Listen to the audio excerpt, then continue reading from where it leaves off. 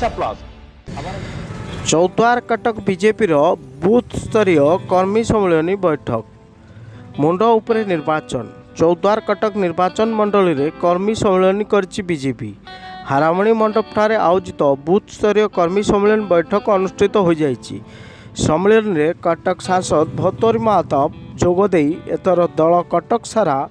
राज्य में भल प्रदर्शन करने सह प्रधानमंत्री नरेंद्र मोदी तृतीय थर पर प्रधानमंत्री होगाकू जाउछन्ति बोली कहिसन्ति। सेतिपई आगामी 3 तारिख दिन से तांकर प्रार्थीपत्र दाखल करिवे बोली गणमाध्यम को सूचना देइछन्ति।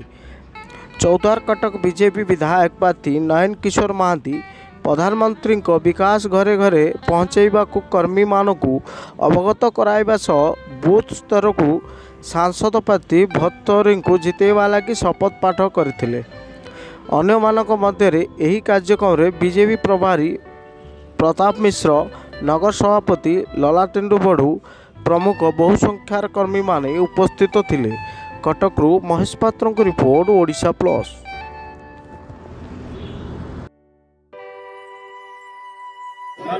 बूथ विजय अभियान कौन बार्ता रखिए आज निश्चित भाव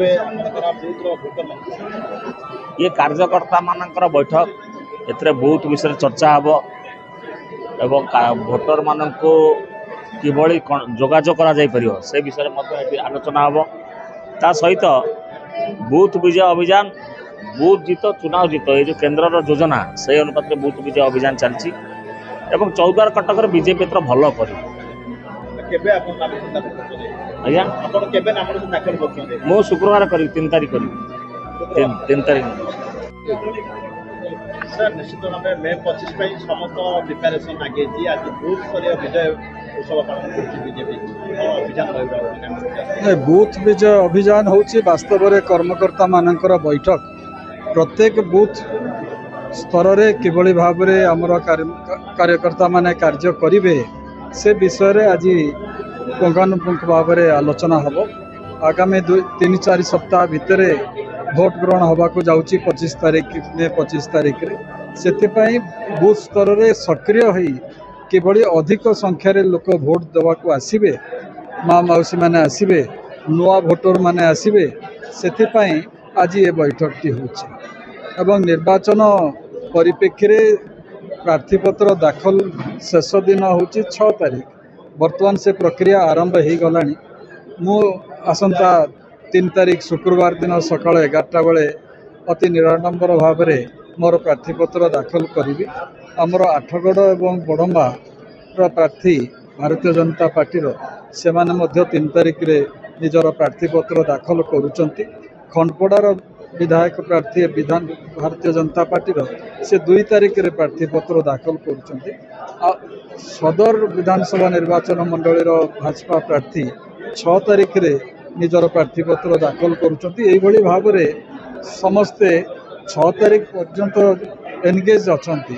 प्रार्थीपत्र दाखल करने प्रक्रिया रे 6 तारीख पर आउरी अधिक जोरदार भाव में भारतीय जनता पार्टी तार प्रचार कार्य आरंभ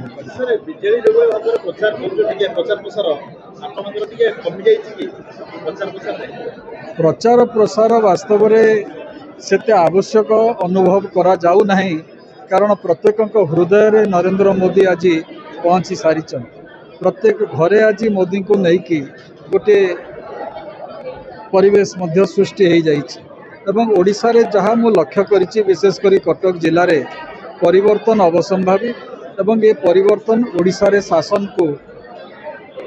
परिवर्तन करिबो भारतीय जनता पार्टी शासन पुनर्प्रतिष्ठा हम एवं देश रे जो 400 पार आह्वान प्रधानमंत्री देइचंती कटक मध्य सेतिरे शामिल हो।